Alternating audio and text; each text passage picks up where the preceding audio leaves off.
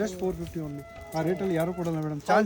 Chance rate ಇದೆ, ಬೇಗ by ಮಾಡಿ ಮೇಡಮ್. ಇದು ರಿಚ್ ಫೀಲ್ ಇದೆ ಮೇಡಮ್, ಜಸ್ಟ್ ಫಾರ್ 300 4 ಸ್ಯಾರೀಸ್ ತಗೋಬೇಕು. Just for 300 rupees.